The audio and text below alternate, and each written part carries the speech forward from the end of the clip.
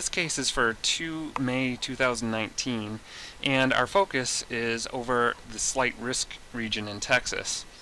At 500 millibars, there is a broad western trough, but significant forcing being well to the north. The flow is around 30 knots out of the west-southwest.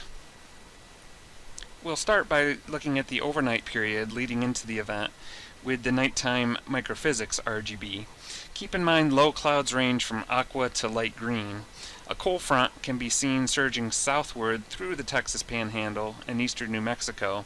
Note the low clouds as light green behind the front. Note the convection developing along the front from the eastern Texas Panhandle into western Oklahoma, denoted by the red clouds with yellow speckles. Further to the east, we have considerable MCS activity moving eastward through Texas, Arkansas, and Louisiana. Note behind the MCS, we observe strong outflow as indicated by the observations, and low clouds denoted as aqua. The 15Z surface analysis from WPC shows a surface low in southwest Texas with a cold front to its north and northwest and outflow boundary extending to its northeast. Note the much cooler temperatures behind the cold front and cooler temperatures in the wake of the MCS activity. It appears that our warm sector is in this area southeast of the surface low. Next, we'll refine this region by looking at satellite imagery and observations in tandem. The visible imagery in tandem with observations provide more detail on the location of the various boundaries and differing air masses. The surface low actually shows up clearly as the circulation located right here.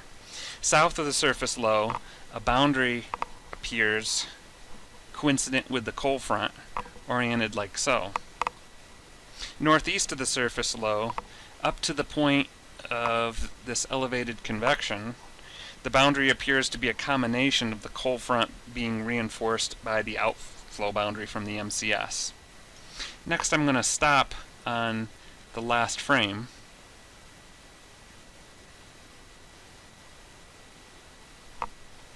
At this time, the outflow boundary from the MCS is oriented like this, with temperatures in the low 60s and stratus just behind the boundary, while temperatures are in the low 70s and dew points in the mid 60s in the warm sector south of the boundary, where widespread stratus also exists.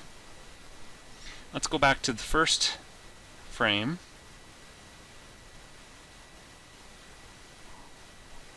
And I'll call your attention to this region. Just north of the surface low, we observe in this region stable wave clouds. These are also known as billow clouds, but we'll refer to these as stable wave clouds hereafter. Note behind the MCS outflow boundary, we observe a similar type of wave cloud. However, the spacing between the clouds is larger compared to the stable wave clouds observed further west. The larger spacing between clouds and the scale of the feature suggests that this may be associated with an undular bore. Note just west of this region of elevated convection, I'll go ahead and circle it right here, we see a new surge in outflow towards the southwest. Southeast of the surface low, the clouds in the warm sector appear to be unstable cloud streets, which would be oriented parallel to the boundary layer mean wind direction, which appears to agree with the wind direction of the nearest observation. Stratus clouds exist southeast of there across this region. We switch to the DeCloud Phase distinction RGB, which indicates where glaciation at cloud top occurs as we transition from light blue to green to yellow. Note the region of elevated convection. We can more easily see the new development of the convection compared to the visible imagery alone. The new development seems to be backbuilding along the leading edge of the second surge that we just discussed in this region, where it intersects the cold front. This is where the MCS outflow boundary intersects the cold front. We switch our attention now further to the south in the warm sector, where widespread stratus exists. Unlike the visible imagery alone, we can now see indications of an ACUS field across portions of the stratus in these regions. We'll look at this a little bit more closely in the next slide. Here we compare the DeCloud Phase distinction RGB with the visible imagery at 1546. Note the region of greens that we observe here and also right here over the stratus deck. This gives you information on where elevated convection may soon develop. Note that you would not be able to discern this in the visible imagery alone since there's insufficient contrast.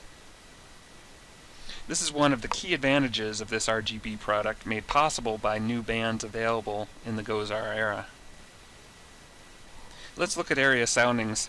At 12Z, Midland was in the warm sector, just ahead of the cold front, while Del Rio is well within the warm sector in an area of widespread stratus.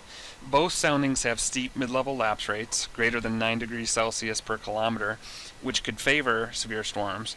The difference between the soundings at Midland and Del Rio is one, greater low-level moisture over here at Del Rio, and two, the height of the capping inversion is higher at Del Rio.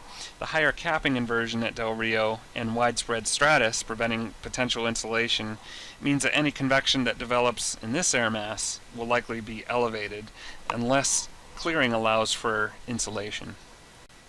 We move on to the next time period by looking at the DeCloud Phase distinction RGB. Elevated convection has developed over this region as we suspected it would based on the ACUS field we observed earlier within the area of the stratus deck. These storms were strong with multiple warnings issued, however no severe reports were received. The MCS outflow boundary from overnight continues to move southward, which helped intensify existing storms and develop new convection. Meanwhile, further to the west, over here, we observe numerous orphan anvils, but no convective initiation at this time. This area, ahead of the low, has the most potential because if a storm developed in this region, it would likely be surface-based, and there is ample insulation with only some cumulus streets in the warm sector. One potential threat to the amount of insulation is the thicker cirrus clouds we see moving in from the west.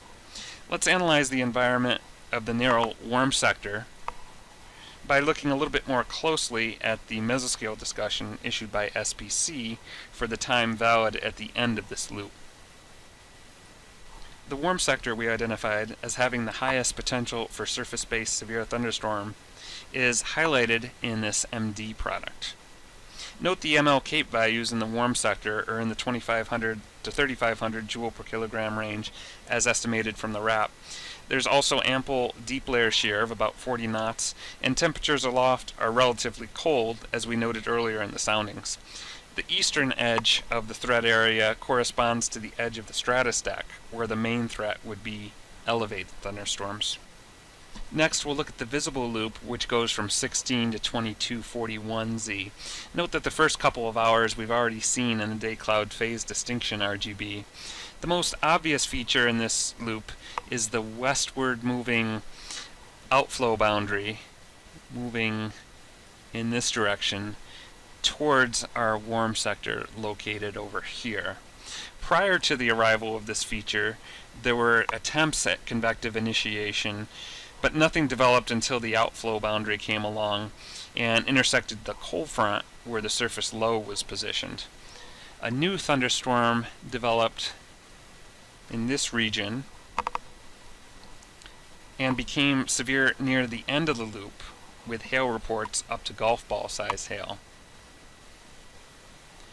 Northwest of there, other storms tried to develop along the intersection of boundaries, but were undercut by the westward moving outflow boundary. This storm was able to stay along the boundary as the westerly push was not as strong. This allowed the storm to continue to have access to the unstable air mass and produce severe hail. Finally, note the stratus deck clears quite a bit in this area, where it appears that early stable wave clouds transition to unstable cloud streets, indicative of destabilization across this region.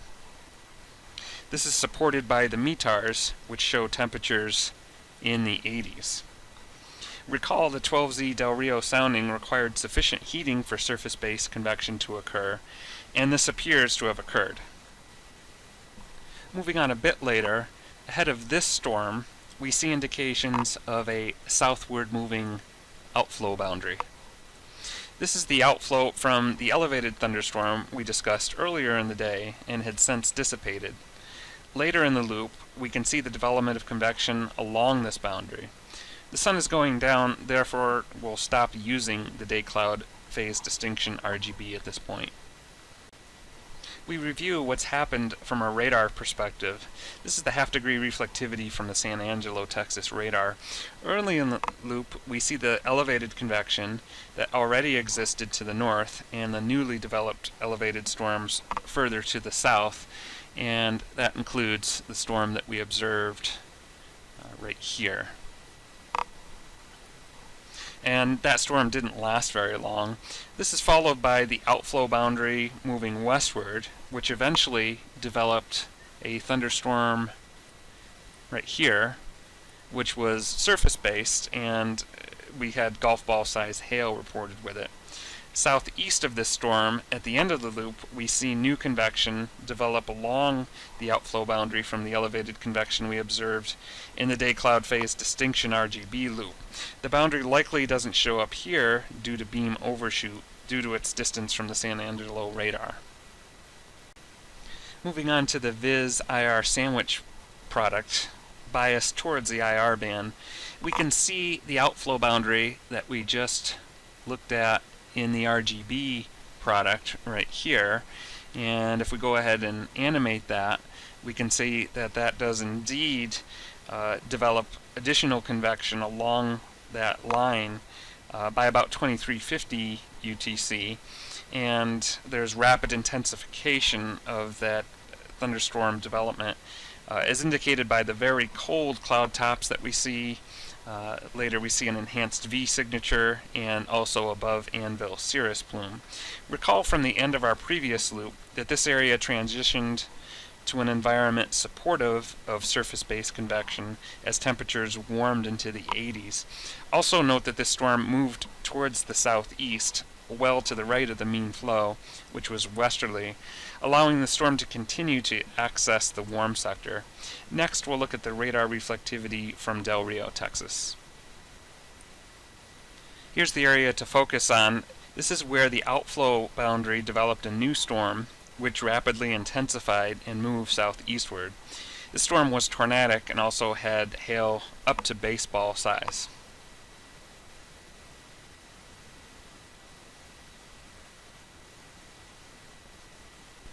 We'll end on the SPC storm reports, where we saw hail with early elevated convection here, followed by additional hail reports associated with surface-based storms here, followed by a tornado and significant hail reports here with the late storm that moved to the southeast.